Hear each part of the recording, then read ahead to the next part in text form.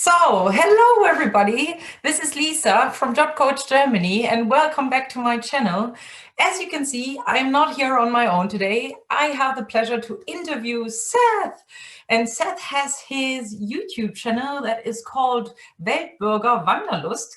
It's a German title, which is very interesting.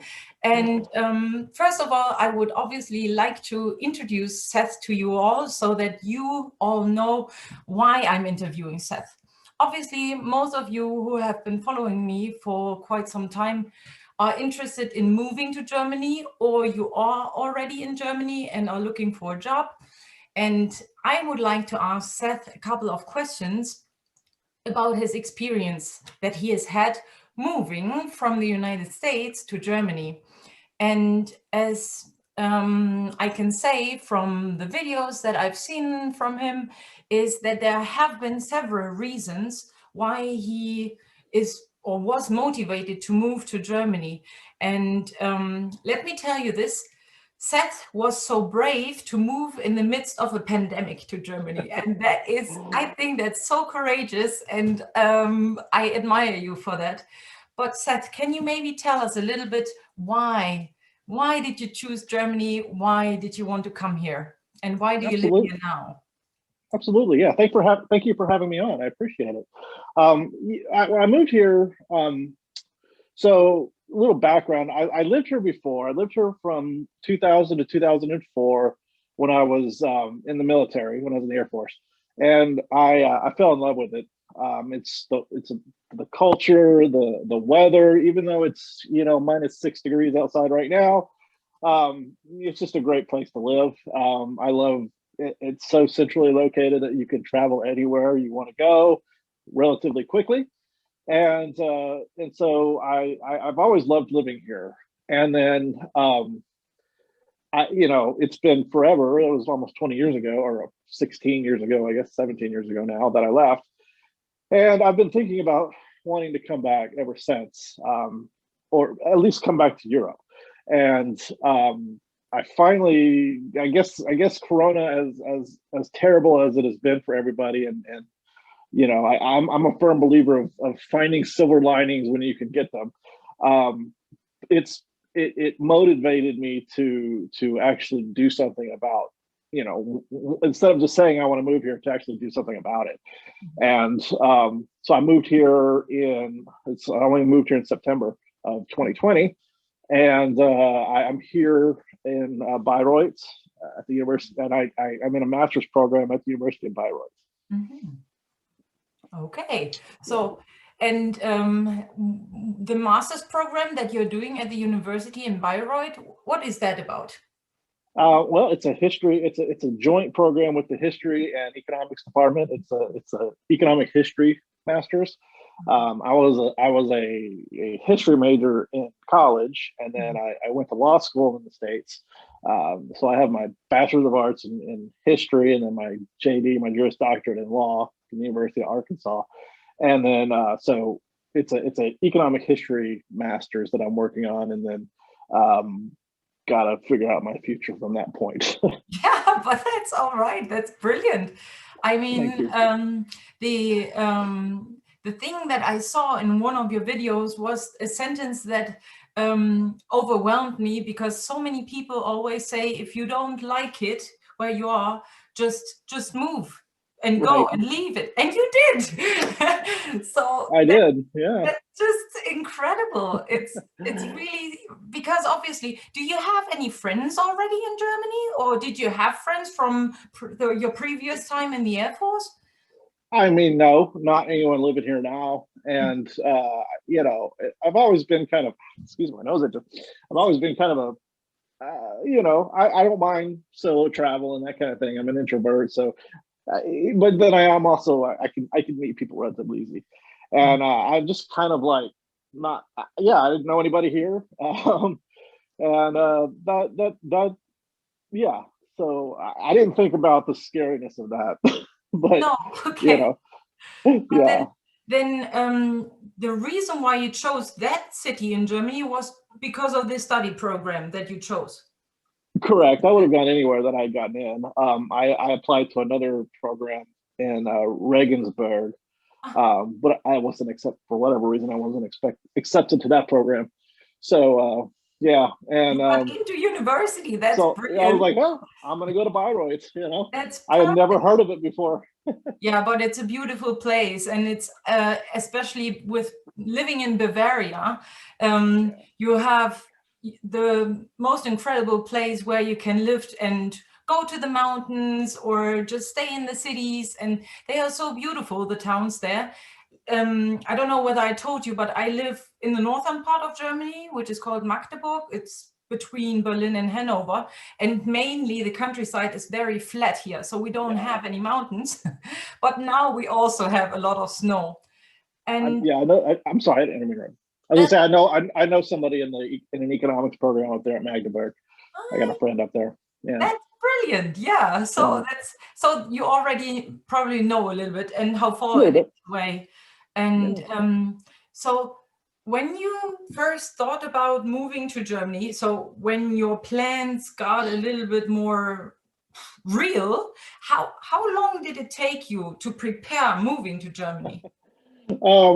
So I'm kind of a spur of the moment kind of guy.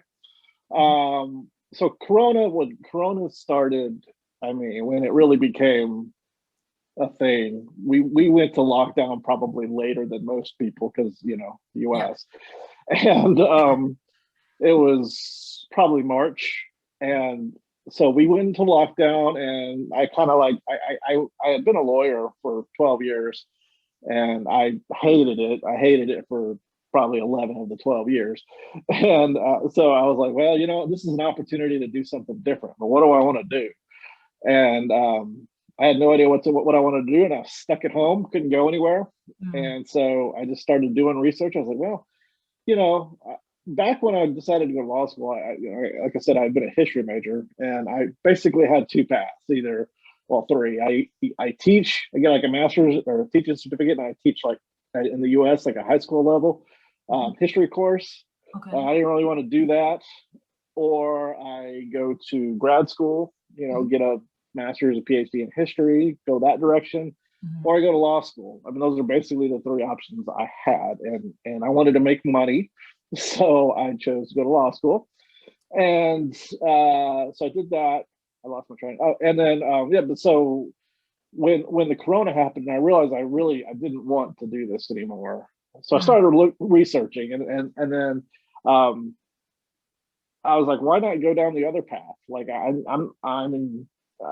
I'm 45, so I'm not exactly a kid, but what's stopping me from going the master's PhD route? Nothing really Mm. at that point. And so I initially started looking in the States, Mhm. and I was like, well, I could go to do this master's program, whatever. And it was super expensive.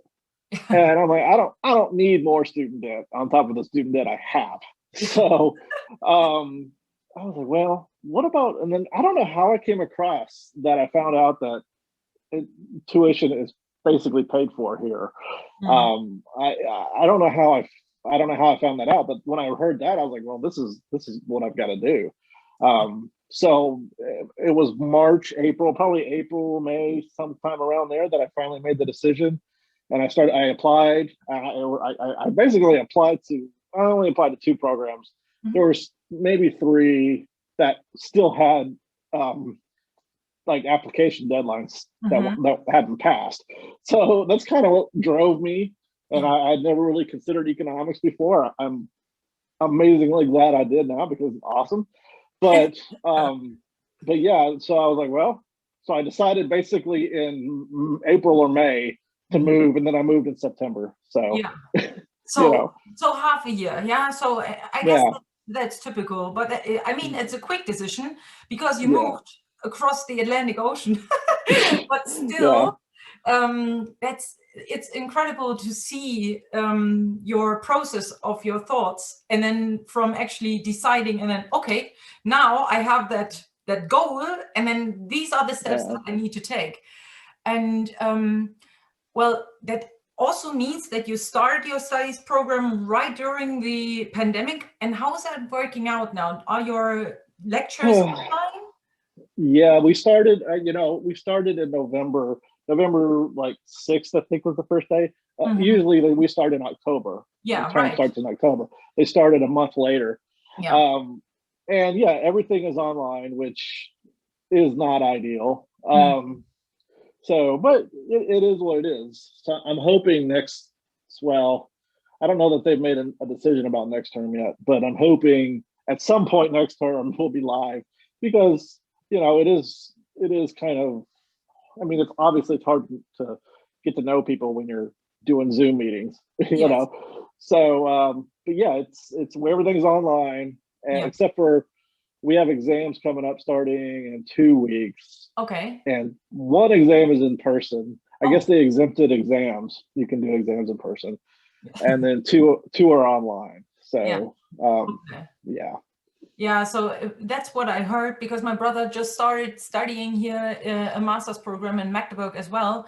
And he is doing everything online as well, which is very hard because all of the feeling of getting to know other yeah, students and like having the study groups, it's kind of lost. Yeah, so definitely. but I cross my fingers for all of you that it starts in the summer term again so that you can actually Yeah, meet in person. And one more thing about the study program, is it actually in German or in English? mine's in English. In English, okay. Yeah. Okay. And are you supposed to learn German? Is that do you have to do that, or is that Well, optional? I mean, I think yeah, we have to at least test one A1, Yeah, which I'm pretty sure I could do that right now. perfect. But yeah, no, I mean, I don't plan on leaving. So, I mean, unless they kick me out, obviously. But I'm intending on learning. But for the program itself, for our program, you don't have to learn another language. Okay. So, yeah. Yeah. And the A1 level that you have, or if you have more already, how did you learn that? How did you gain your German skills that you have? Oh, I mean, I've just been, using online courses. I've been using for probably last. Well, I started with Duolingo Oh yeah. in March when I first, even before I decided to move. I was like, I'm bored, so I'm gonna like try to learn German. Learn a little. And yeah, and so, but that, I mean, that really, I think the only thing Duolingo is really good for is learning vocabulary. Mhm. Just learning word because they don't really teach you grammar. Um, Babbel, I've been using Babbel, which is better for grammar. Mhm. I still need an in-person class. I'm taking like a crash course in March, Mhm. for it's like 9 to 12 every day for March. Yeah. So, yeah, I can definitely read a lot more than I can talk, like than I can say. But So, that, which is probably pretty normal, but yeah, I guess that's yeah, normal as well. Obviously, there's always this hurdle that you have when you're learning a language. Then, first of all, you start consuming everything by reading and maybe listening, but yeah, speaking, that's the last part, right? So, right. but that's okay. I mean, you're doing everything that you can do already, Yeah. so that's perfect. And I mean, you're doing that even though you have your studies going on and the exams coming up. And how do you manage to live in Germany? I mean, money-wise, are you supported somehow, or do you live off savings? Yeah, I had savings, and then when you apply for, um, well, I applied for a visa before I came. You don't, as an American, you don't have to. Mm, You can come here and then apply for your residency permit. But I went ahead and applied for my visa. I didn't need to. It was a waste of time, but I was scared. yeah. So, but you have to have a blocked account, or you have to show you have to prove financial ability to support yourself. And Yeah. one way to do that is with the blocked account. Oh, yeah. So I opened a blocked account. So I've got that money, and then I have a little bit of money coming in from some other things that I do, and yeah. So So I do a that's, little bit of this and that. I'll do some online work mhm. still, and then yeah, savings. Yeah, okay. But I mean, it's great then that you don't have these huge tuition to pay like in the Oh, United States, but you yeah, can absolutely. actually focus and concentrate on studying, because that's what I sometimes see, that when you're studying and working full time, you sometimes just have to take a break in between, and that's great that you can concentrate on studying right now. That's brilliant. Yeah. Hopefully, I can keep it like that. Yeah, I cross my fingers for you. Yeah. And then when talking German or when learning the language, what do you think is most difficult to you? Um, so I'm trying to think. What was it the other day? I had a question about something. It's all the different like accusative, dative. I like Oh I yeah, can get the words, like I can get the I can get the spelling of the verbs and things. I for whatever reason I cannot remember all the pronouns, all the Eora or yeah. Erin and Erin, Oh and I yeah, I cannot see. remember. I know I what you miss them mean. every time. Yeah, And all the all the D's and dares and den, what turns into den and dem and dare, and yeah. But that's that's the also very hard because it's different in English, right? And I mean, yeah, for you having the, we already the have three, and then we right. change it in the different cases. I guess, So yeah, confusing. that's hard. I understand. But let me tell you that with practice, it'll get better. And I think the most important part is actually just figuring out the main important fact about the sentence that a person is telling you.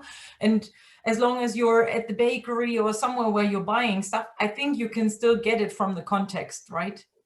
Yeah, I mean, somebody told me, like, I was listening to a podcast one time, the Germany Experience podcast, really good podcast, by the way.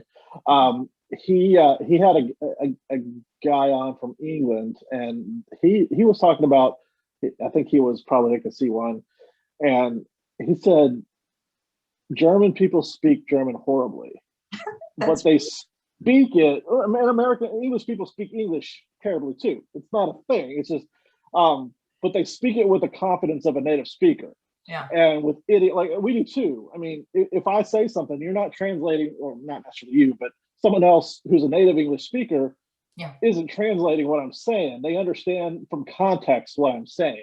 yeah, And so I think when you're learning a language, you're just literally translating. You're not learning from context about what somebody is saying. So it's harder when you have to translate words in your head to true. another word, Yeah, and then try to understand, especially if something's an idiom or a yeah, joke. You know, true. those things are going to be missed on you. Yeah, that's true. But I guess the longer you will stay here, the more you will get used to it. And Yeah. then at one point you will probably sleep and dream in German even. Yeah, that's when I think you learn. And I like to ask native speakers, what do you if you speak English or all the time, whatever, what do you dream in? Do you dream in German or do you dream in English? Hmm, And yeah, because I know a lot of people who speak Spanish at home, and they speak English, kind of like they're dual. There's not one language dominate the other, yeah, and they dream in both languages. So yeah. it's crazy. Yeah, that's I, crazy, but maybe you will get there as well. And there's a comment here on Facebook. I'll just read it. Carolyn Minter is saying the speed of talk. That's the difference. So oh, from for Texas, sure. we speak very slow. Is that so? Do you speak slow from I Texas? don't I don't think I speak slow. Yeah, I don't, and I don't think I have a much of an accent. I think I can, but then I don't think it's just the speed of the language that German speak. I think it's also the dialect, mm, because um, I can understand some people more than others, mm, and especially here. There'll be people that I can understand. I can't understand my neighbors at all. yeah, Like I can't even make out words, yeah. So it's like, Mhm. I don't know what you're saying. I have no idea what Yeah. you're saying. But But yeah. but let me assure you, that's the same with me when I travel to Bavaria. I visited a friend a couple of years ago, and I think we wanted to rent a car. And this person that was working there was asking me something, and I said, I'm sorry, I didn't understand. What did this person say? But obviously, my brain can probably process it a little bit quicker because it's still German, just with a very hard dialect. And I Right. think that is even harder if you're learning German as a foreign language and then being in Bavaria, because this is probably the strongest dialect that you can have here. Right. Right. That's what I've heard. It's but then there are people that I like. I can understand, and especially watching TV. Yeah. I know it's probably the same, but I'm sure they try to be kind of neutral when they're on TV shows. But there are some people I'll be watching, and I'll try to watch German TV, like on Netflix, whatever, but with with English subtitles. Yeah. And so at least, but I finally kind of got to the point where I can like listen, and I make out words, and I still have trouble with tenses. Yeah. So if they're talking, like one great show that I found for trying to learn is it was like, I can't remember what it was called, but it was like criminal or something like that. Mm-hmm. And they would have a case like a murder or whatever, Mm-hmm. and the whole show was really about the interview Yeah. of the suspect. So it was just one person asking a question. Okay. So it was mainly or if they were given an answer in the past tense, they stuck with the past tense. Okay. Yeah. So it was easier to like comprehend what was going on, for sure. Yeah. Anyway. Okay, perfect. So Carolyn says true. Okay, so that's brilliant. Thank you very much for joining us here.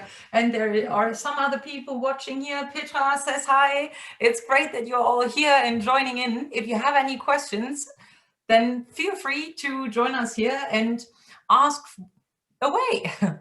And absolutely. so Seth, now that you've been living here for a couple of months, is there any cultural misunderstanding that you have come across yet?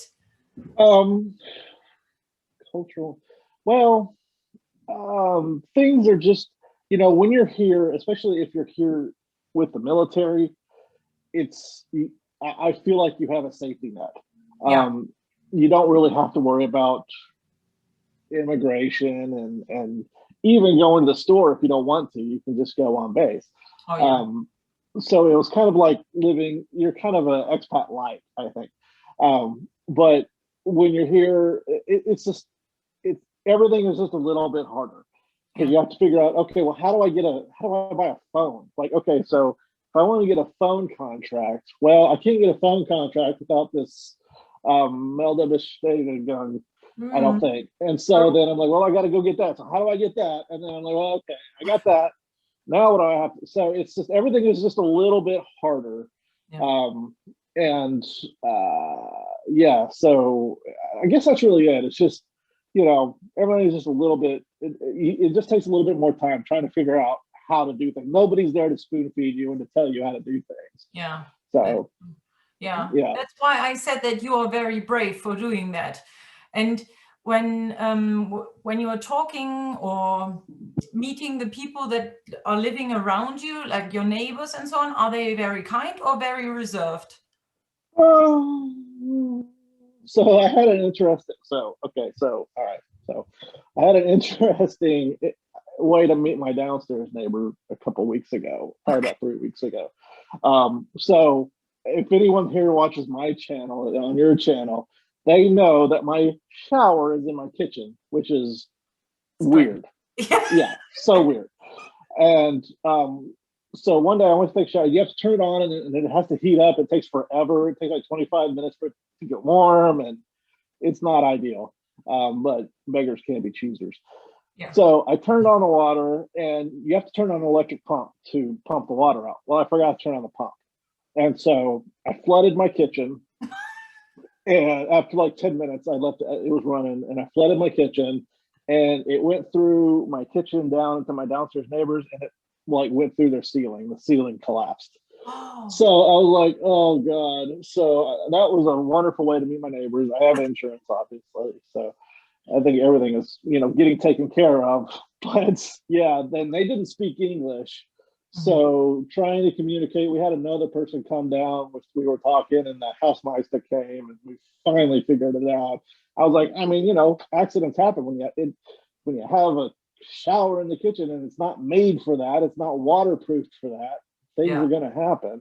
So I felt terrible for it. And so now I'm just a stupid American who flooded the downstairs neighbor's kitchen or bedroom. Yeah. So good times. It's very strange. I've actually never heard of a bathroom being in the kitchen. It's just the shower too. I mean, there is a bathroom, Yeah. Okay. a But the WC, shower but still. yeah, just the shower. And yeah, I mean, I looked at, I mean, I got here and I started looking in September, and I moved in here in November. So, I Yeah. mean, I would look at a place, and especially it's hard when you're coming here and you don't have a shufa. Ah, yeah, right. And so you're kind of limited, and they have so many people applying that why are they going to mess with you? So Mm. it's harder. I think it's harder to find as a foreigner um, an apartment, because why, when you got so many people applying for apartments, why are they going to mess with it? Yes, that's They don't true. need to. Yeah, especially if the city is so well known and people just like living there, and Yeah. then there is a lack of flats and a lack of Oh housing, basically, and then God, I would think it'd be impossible in Berlin or Munich to yeah, find a place to live. yeah, I dread that. Yeah. yeah. Okay, brilliant. Okay, well, but that's that's an interesting and awkward way of meeting your neighbor. Oh, it was so embarrassing, and so yeah, it was terrible.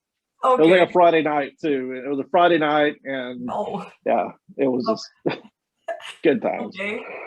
So, and what would you say is the biggest area that you would like to improve right now? So, with living in Germany or with regards to your studies?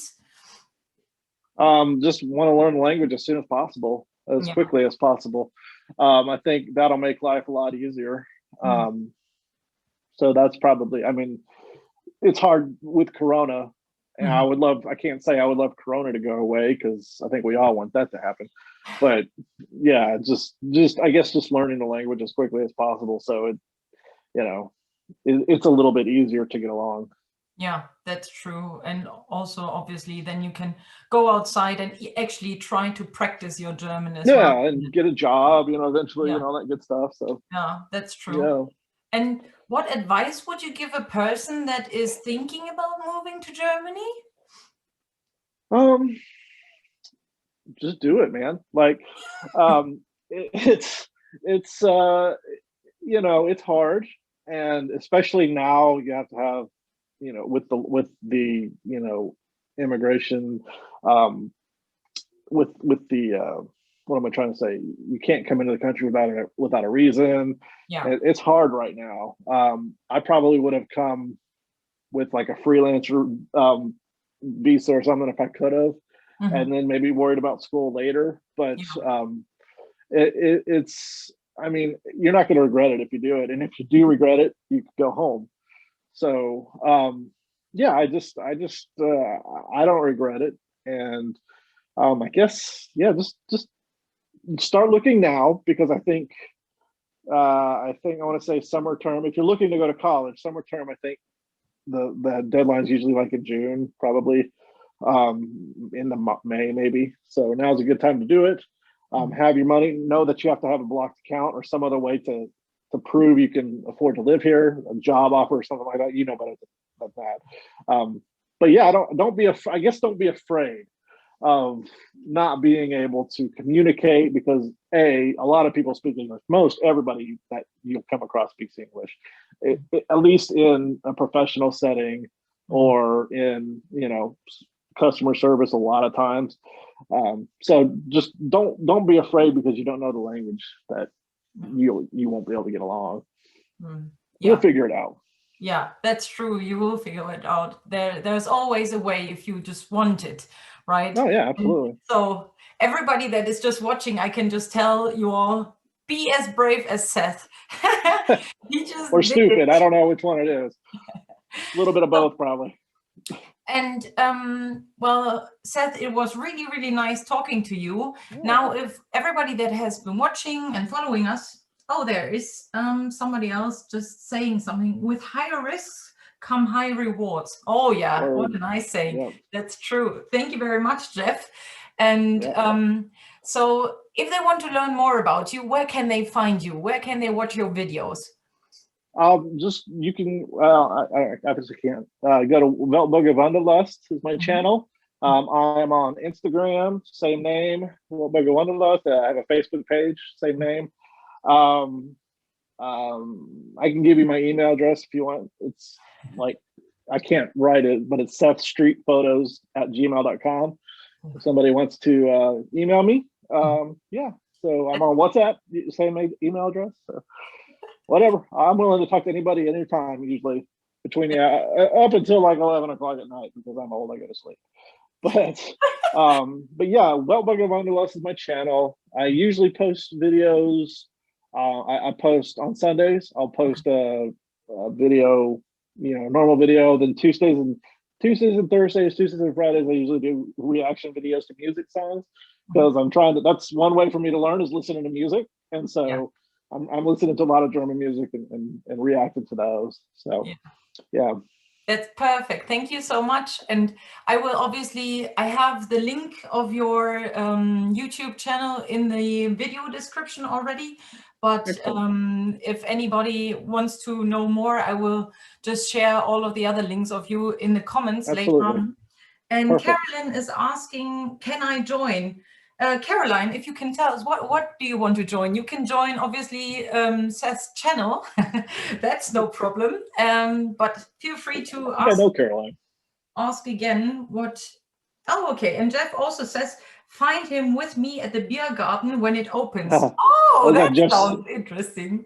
Is that Jeff Spauer? Yeah. Yes, it is. we already got that plan. All right, that's perfect.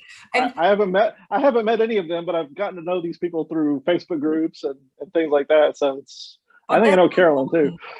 It's great that we have at least these Facebook groups, and that we can connect online as long as nothing can happen outside. But I saw in your video yesterday something very interesting that you said about the Met Eagle, and oh my God, yeah, and that is just. I got a lot of comments about that. Love it. I have to admit, you have to try it. It's really good. And you said that you've been in Hamburg already, and I think personally that the best Mettbrötchen, so the rolls with Met, are made in Hamburg, and you can find them there. But I had fish brötchen there, but no Mettbrötchen. When you're in Bavaria, have you tried what's it called? Weißwurst-Frühstück? So it's with the sausage, the breakfast? I mentioned that in my video. I have not. Yeah, okay. That seems like I haven't been able to go out anywhere. Yeah. At least when I was in Bamberg for a while, for like 2 months, and I tried a lot of that stuff, but I never did the Weißwurst-Frühstück. It seems like something that's Oktoberfest related, like or Munich related more. Like if you're going out, like you're out in the park or anything, something like that. I don't know that I want to just. It's not something you like take away, So yeah, that's on my list though, for sure. Yeah. Well, if you're going with Jeff to the beer garden, then you can definitely try it there, because every beer garden will serve that as well. So it's something that I can recommend as well. Well, Seth, it has been a pleasure having you here. Thank you very much for agreeing to this interview. And absolutely. Thank you for having me. Yeah, and I hope that we will speak again very soon. So absolutely. Have a wonderful week, Seth. You too. Thank you. All right. Bye. Bye.